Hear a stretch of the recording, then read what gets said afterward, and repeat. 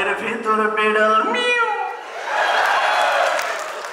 তাই বিবাহিত মানুষের জন্য,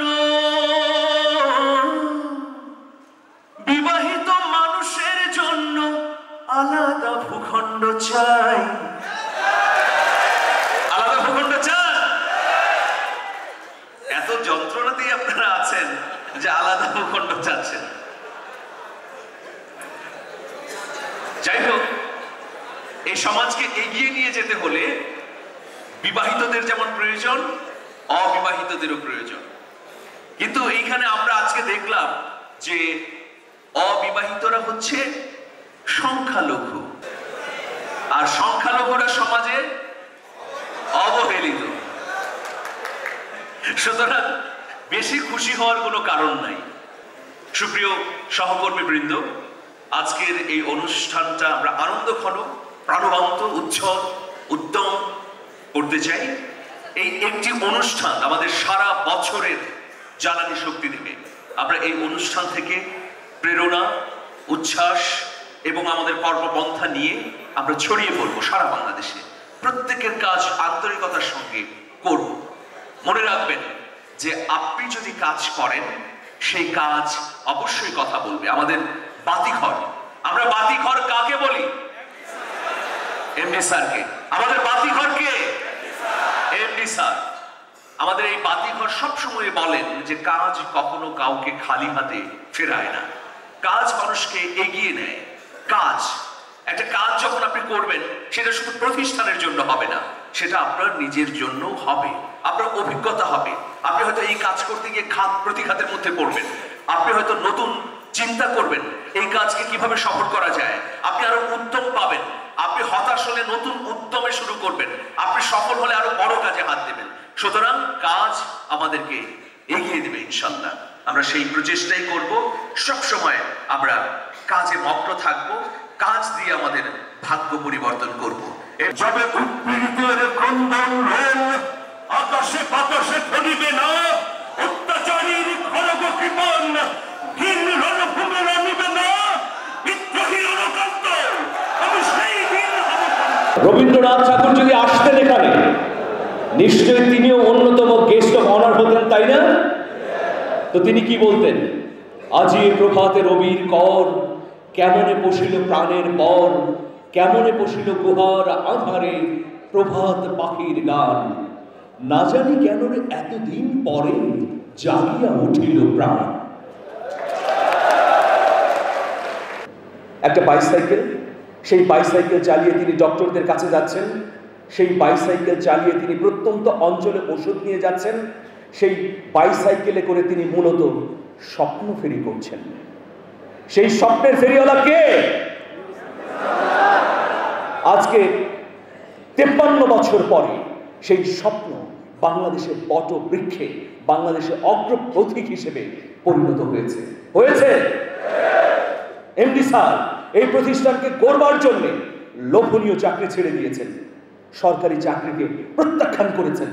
এরপর তিনি চিন্তা করেছেন এই হামদর্দকে গড়ে তুললেই, এই হামদর্দের মধ্য দিয়ে আমি মানব সেবা করতে পারবো, হামদর্দের মধ্য দিয়েই আমি মানুষের কাছে যেতে পারবো, মানুষের স্বাস্থ্য সেবা নিশ্চিত হবে। সেই সময় একবার কল্পনা করুন আপনারা, মাত্র 50,000 টাকা, তাও টাকা না, হাড়ি পাতিল, তাও বা কি ভগ্নাংশ, ভাঙা হাড়ি পাতিল। এরপর 6 গুণ দায় দেনা, 6 গুণ দায় দেনার বোঝা কাঁধে নিয়ে, মাত্র 50,000 টাকার পুঁজি নিয়ে যিনি হিম্মত করলেন এই প্রতিষ্ঠানকে ঘুরে দাঁড় করাবার, তিনি কি সহজেই দাঁড় করালেন এই প্রতিষ্ঠান? না। আমি 3 দশকের আমি 3টি ঘটনা বলবো। 70-এর দশকের মাঝামাঝি সময়ে যিনি মোতোয়াল্লি ছিলেন, তিনি কি করলেন? তিনি হঠাৎ করে লে অফ ঘোষণা করে দিতে চাইলেন। প্রতিষ্ঠান বন্ধ, প্রতিষ্ঠান চলবে না, প্রতিষ্ঠান আর এগোনো যাবে না, এখানে কোনো কিছুই হবে না। স্যার আলিফের মতো, আপনারা আরবি হরফ আলিফ দেখেছেন না? আলিফের মতো দৃঢ় চেতনা নিয়ে বললেন, না, প্রতিষ্ঠান বন্ধ হবে না, প্রতিষ্ঠান এগিয়ে যাবে। বন্ধ করা যাবে না। এই যে আমরা বলি না, অনেক সময় না বলতে হয়, স্যার যথার্থ সময়ে এই নাটি বলেছেন বলেই আজকে 55 বছর পরে এইরকম মিলনায়তনে আমরা সম্মেলন করতে পারছি। এটা হচ্ছে 70 দশকের ঘটনা। 70 দশকে তিনি না বলেছিলেন প্রতিষ্ঠান বন্ধ হবে না, প্রতিষ্ঠান নিরন্তর চলবে, ফুল ফসলে সমৃদ্ধ হবে, বাংলাদেশের মানুষের মনের মধ্যে আলো এবং আশার বিপ্লব ঘটাবে। 80 দশকে কি হলো? 80 দশকে এসে তাকে হামলা করা হলো, তাকে মেরে ফেলার ষড়যন্ত্র করা হলো। এমডি স্যার তখন ঢাকায় তেজকুনি পাড়ার কারখানাতে কাজ করছিলেন।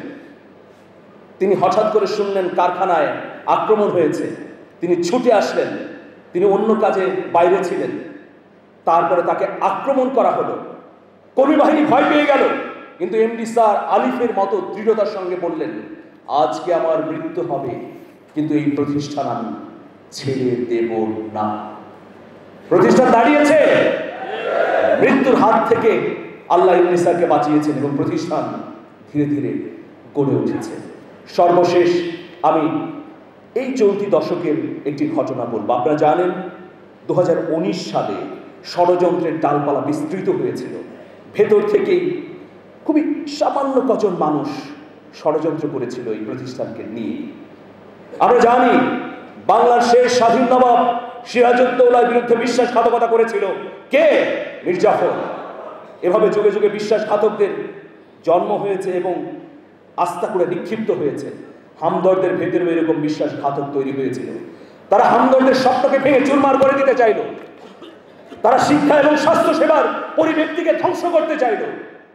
কিন্তু আবারও এমডি স্যার আলিফের মতো দাঁড়িয়ে গেলেন এবং বললেন যে না, এই প্রতিষ্ঠান আল্লাহর প্রতিষ্ঠান, আমার জীবন দিয়ে হলেও এই প্রতিষ্ঠানকে টিকিয়ে রাখবো। প্রতিষ্ঠানকে টিকেছে। এই যদি স্যারের গুণাবলী হয়, তাহলে আমাদের গুণাবলী কি হওয়া উচিত? আমাদের হওয়া উচিত হার নামানা অপরাজেয় যোদ্ধার মতো। সেই যোদ্ধা ডক্টর হাকিম মোহাম্মদ ইউসুফ হারুন ভূঁইয়া। আমরা তার কাছ থেকে অনুপ্রেরণা নিয়ে এগিয়ে যাব। হামদর্দের বার্ষিক সম্মেলন নতুন আলো ছড়িয়ে দেবার আয়োজন। হামদর্দের বার্ষিক সম্মেলন নতুন আলো ছড়িয়ে দেবার আয়োজন। প্রাণে প্রাণে তাই বলে বলে যাই, হামদর্দ বাংলাদেশের তুলনা তো নাই, হামদর্দ বাংলাদেশের তুলনা তো নাই। এই লাইন কটা আমরা গাইবো একসাথে। 1 2 3 4। হামদর্দ বাংলাদেশের তুলনা তো নাই। এমডি স্যারের গুণের কথা কি বলিব আর, 1 বছরে বোনাস দেন 6টি বার। প্রাণে প্রাণে তাই বলে বলে যাই, প্রাণে প্রাণে তাই, একসাথে তালি হবে। প্রাণে প্রাণে তাই বলে বলে যাই, হামদর্দ বাংলাদেশের তুলনা তো নাই, হামদর্দ বাংলাদেশের তুলনা তো নাই, হামদর্দ বাংলাদেশের তুলনা তো নাই। মারহাবা মারহাবা। বউয়ের সঙ্গে রাগ করে এসেছে একজন এসআর অথবা এমআর, রাগ করে এসেছে, উনি মার্কেটে কাজ করছেন। এরপরে দুপুর বেলায় বউ ফোন দিয়েছে। হ্যালো হ্যালো, হ্যাঁ বলো বলো। হ্যালো, তুমি কি দুপুরে খেয়েছো? বউ ফোন দিয়েছে যে দুপুরে খেয়েছো কিনা। কি হলো এরপরে? দুপুরে খেয়েছে কিনা, স্বামী দুপুরে খেয়েছে কিনা বা খায়নি, যাই হোক। এবার স্বামী জিজ্ঞেস করছে বউকে, ওগো তুমি কি রান্না করেছো? সকালবেলায় তো ভীষণ রাগারাগি হয়েছে, ঝামেলা হয়ে গেছে। তো বউ কিন্তু ভীষণ ক্ষেপে আছে। মেয়েরা খেপেন না? আপনারা খেপে যান না? বেশি খেপেন নাকি? হ্যাঁ, মেয়েরা বেশি খেপে না পুরুষরা খেপে না? তা তো হবে না, সংখ্যাগরিষ্ঠতার জুড়ে আপনারা বলছেন। তো বউ তখন স্বামীকে বলছে, শোনো, 20 রান্না করেছে, 20। তো স্বামী আবার চালাক। আরে চালাক হবে না, আমাদের হামদর্দের মেডিকেল রিপ্রেজেন্টেটিভ না। স্বামী তখন বলছে, ও বিষ রান্না করেছো, আচ্ছা তুমি তাহলে খেয়ে ফেলো, হ্যাঁ আমি বাহির থেকে খেয়ে নেব। তো এই যে বউ জামাইয়ের চিরন্তন দ্বন্দ্ব, অনেকে বলেন যে আমরা জীবনেও প্রেম করি নাই, নারীর সঙ্গে কোনো ধরনের প্রেম করি নাই, আমরা খুব সাদা দিলের মানুষ, সাদা মনের মানুষ। আজকে আমি গানে গানে একটা চ্যালেঞ্জ করতে চাই আপনাদেরকে। আমি চ্যালেঞ্জ করতে পারি, আমি চ্যালেঞ্জ করতে পারি, ওপেন চ্যালেঞ্জ, আমি চ্যালেঞ্জ করতে পারি, ওপেন চ্যালেঞ্জ। পৃথিবীতে এমন কাউকে খুঁজে পাবে না যে পুরুষ নারীর সঙ্গে প্রেম করেনি। এরকম কেউ চ্যালেঞ্জ দেবেন? পৃথিবীতে এমন পুরুষ আছে যিনি নারীর সঙ্গে প্রেম করেননি? আছে কেউ? কে দেখি? গম্ভীর মুখ অফিসের বস, নেই যেন মনে তার কোনো রস, সারাদিন শুধু বকাঝকা করেন, সুন্দরী কোনো কর্মচারীর নাগাল পেলেই চুপি চুপি হেসে হেসে কথা বলেন। আমি চ্যালেঞ্জ করতে পারি, ওপেন চ্যালেঞ্জ, চ্যালেঞ্জ করতে পারি, ওপেন চ্যালেঞ্জ। এই চ্যালেঞ্জ এইখান থেকে আপনি কি আসলে প্রেম করেন নাই? চ্যালেঞ্জ অ্যাকসেপ্ট করেছি তো স্যার। মানে আপনি প্রেম করেছেন? করি নাই স্যার। কোনো নারীর সঙ্গে ভালোবাসা প্রেম আপনার হয়নি? আত্মিক রিলেশন ছিল। আত্মিক রিলেশন। পৃথিবীতে এমন কাউকে খুঁজে পাবে না যে পুরুষ নারীর সঙ্গে প্রেম করেনি। কেউ আছেন এখানে? এই যে পৃথিবীতে একমাত্র পুরুষ যে নারীর সঙ্গে প্রেম করেনি, আমি দেখিয়ে দিচ্ছি। তার কোন নারীর গর্ভ থেকেও জন্ম হয়নি, মানে কোন ধরনের বাবা মা কেউ নেই। এই যে এই লোক যিনি চ্যালেঞ্জ নিয়েছেন, আপনি আসুন, সামনে আসুন। আপনি কি এই পৃথিবীতে কোন নারীর ভালোবাসা পান নাই? পেয়েছে স্যার আমার আম্মা। উনি কি নারী না? জি স্যার। তাহলে নারীর ভালোবাসা পেয়েছেন? জি স্যার, পেয়েছি স্যার। তাহলে আপনার চ্যালেঞ্জ কি টিকলো? না স্যার, ওই কলিগরা মানে ইয়ে করে পাঠাইছে আর কি। কি করে পাঠাইছে? কলিগ এমনিতে আর কি ইয়ে করতে স্যার। মানে চ্যালেঞ্জ দিতে রাজি না। এখন দ্বিতীয় অধ্যায় আসি। বিশ্ববিদ্যালয়ের টিচার, মহাপণ্ডিত, অভিজ্ঞ স্যার শিডিউল ছাড়া সাক্ষাৎ দেন না। অনেক বিশ্ববিদ্যালয়ের টিচার আছে না, খুব গম্ভীর ভাব, মহাপণ্ডিত। বিশ্ববিদ্যালয়ের টিচার, মহাপণ্ডিত, অভিজ্ঞ স্যার শিডিউল ছাড়া সাক্ষাৎ দেন না। সুন্দরী কোনো ছাত্রী যখন চেম্বারে যায়, স্যারের বিশেষ বিশেষ বিশেষ নোট পেয়ে যায়। আমি চ্যালেঞ্জ করতে পারি, ওপেন চ্যালেঞ্জ, আমি চ্যালেঞ্জ করতে পারি, ওপেন চ্যালেঞ্জ। তার মানে এই চ্যালেঞ্জ কেউ নেননি? আপনারা নিয়েছেন এই চ্যালেঞ্জ? কেউ এই চ্যালেঞ্জ নেননি। কারা বিবাহিত? অবিবাহিত কারা? খুবই করুণ অবস্থা, অবিবাহিত খুবই করুণ অবস্থা। আরে বিয়া শাদি খোদার হাতে, খোদার কলম লড়ে না, খুদাই যেথায় কলম মারে, এই কলম আর ফেরে না। যারা বিয়ে শাদী করেন নাই বা যারা করেছেন, যারা বিয়ে শাদী করেছেন তারা কি আর করতে পারবেন না? করতে পারবেন না? তারা তো দ্বিতীয়, তৃতীয়, চতুর্থ বিয়ে পর্যন্ত করতে পারবেন। আরে বিয়ে শাদী খোদার হাতে, খোদার কলম লড়ে না, খুদাই যেথায় কলম মারে, এই কলম আর ফেরে না। যার বউটা কালা কালা কালা কালা কালা কালা কালা কালা কালা, যার বউটা কালা হাতের কপাল ভালা গো, যার বউটা কালা হাতের কপাল ভালা গো, যার বউটা কালা হাতের কপাল ভালা গো। আন্ধার রাইতে চলতে ফিরতে কারো নজর লাগে না, উড়াই যারে কলম মারে, এই কলম আর ফেরে না। এখন যার বউটা আবার ফর্সা, নোয়াখালীর ভাষায় বলে ধলা, সেটা কেমন? যার বউটা ধলা হাতেরও কপাল ভালা গো, যার বউটা ধলা, হাতেরও কপাল ভালা গো। আরে আরে আন্ধার রাইতে ঘরের ভেতর বাতি জ্বালান লাগে না। উনি হচ্ছেন ব্রাঞ্চ ম্যানেজার। তো উনি প্রথমে আমি বললাম যে আপনি কি বিয়ে করতে চান, উনি বললো যে জি আমি চাই, জিরো ফিগার বিয়ে করতে চাই। পরে আমি যখন বললাম যে আসলেই চান কিনা, পরে বললো যে না বিয়ে তো আসলে করে ফেলেছি। বিয়ে করে ফেলে দিয়েছেন? উনি বলছেন যে 4টে করা যায় তো ওই জন্য। ও আচ্ছা আচ্ছা আচ্ছা আচ্ছা, 4টা। আপনি তৃতীয় বিয়ে? প্রয়োজন হলে করা লাগবে। বাহ, তাহলে উনি কি সাহসী মানুষ। হ্যাঁ, যার বউটা চিকিনা তাহারও কপাল ভালা গো। আরে নারকেল গাছে নারকেল পাড়তে চঙ্গ কোড়া লাগে না। যার বউটা স্বাস্থ্যবান, অনেকে স্বাস্থ্যবান মেয়ে পছন্দ করেন, সেটা কি হবে? যার বউটা মোড়া, হাতেরও কপাল ভালা গো, তার কপালও ভালো।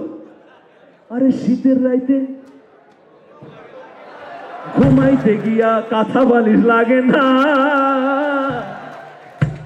তার মানে সকল নারীরাই সুন্দর। সুতরাং কোনো বৈষম্য করা যাবে না, ভেদাভেদ করা যাবে না। আপনারা কোনো বৈষম্য করবেন? আসুন, আমাদের যাদের মা বাবা জীবিত আছে প্রত্যেকের প্রতি আমরা আন্তরিক হই, দরদি হই। একটা গবেষণায় দেখা গেছে একজন নারী 37 জেল পরিমাণ কষ্ট সহ্য করতে পারে। একজন নারী 37 জেল, কষ্টের পরিমাপক হচ্ছে ডেল। একজন নারী 37 ডেল কষ্ট সহ্য করতে পারে, কিন্তু তিনি যখন সন্তান প্রসব করেন তখন তাকে 57 ডেল পরিমাণ কষ্ট সহ্য করতে হয়। এই কষ্টটা কেমন?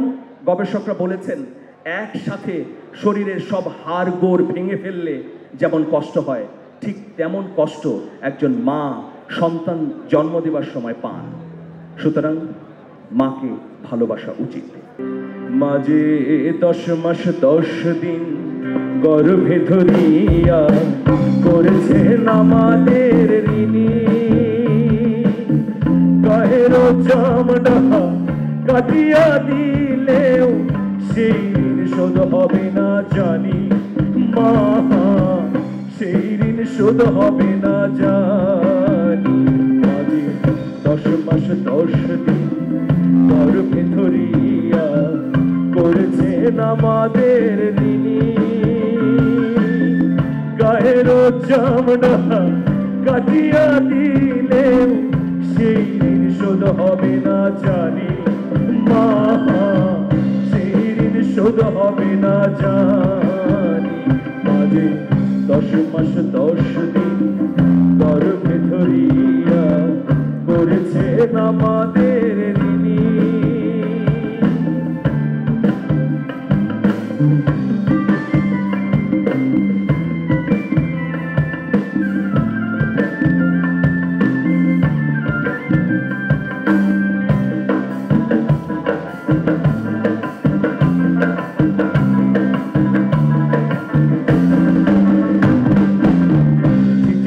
ছোট বোন টেলিফোন করে অসুখটা যাচ্ছে মায়ের পেরে। চিঠি লেখে ছোট বোন, চিঠি লেখে ছোট বোন টেলিফোন করে অসুখটা যাচ্ছে মায়ের পেরে। ভীষণ জ্বরের ঘরে মা কান্না বলে তুইলা কি গেছিস মরে। কত ছেলে বাড়ি যায় আমার না কাজ ফুরায়, কত ছেলে বাড়ি যায় আমার না কাজ ফুরায়। যাব বলি তবু বাড়ি হয় না যাওয়ারে। মাঝে 10 মাস 10 দিন গর্ভে ধরিয়া করেছেন আমাদের ঋণী।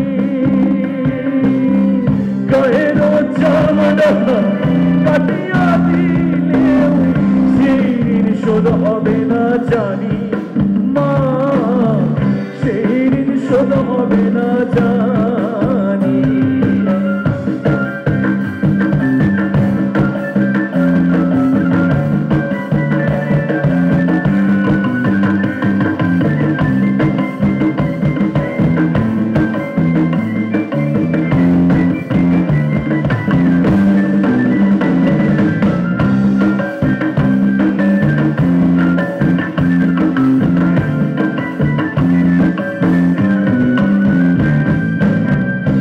কতদিন দেখি না মায়ের ওই চাঁদ মুখ, কতদিন দেখি না মায়ের ওই চাঁদ মুখ, কষ্টে হৃদয় পড়ে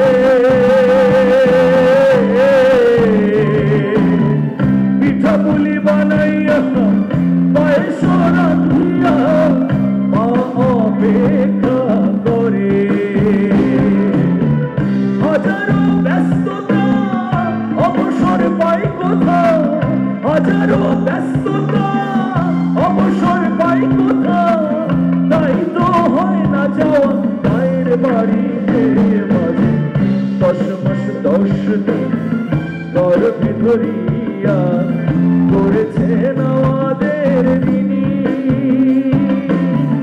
গায়ের চামড়া কাটিয়া দিলেও সেই ঋণ শোধ হবে না জানি,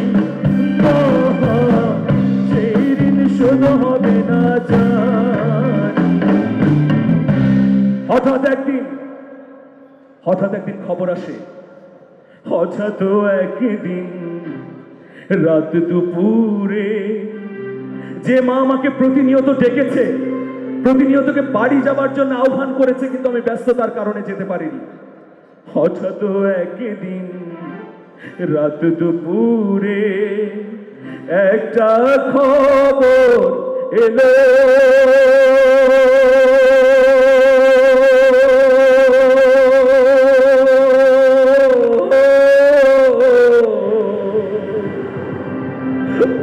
সব কিছু আছে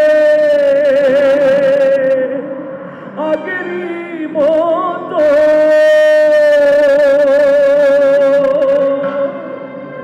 মারিয়ে গেল। এখন আর পথ চাইয়া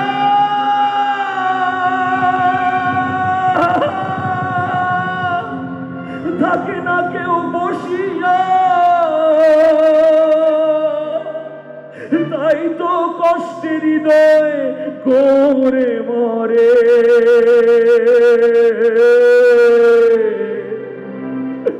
মাগো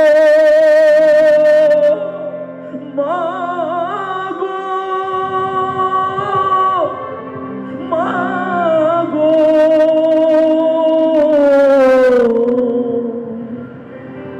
দুঃখিনী মা।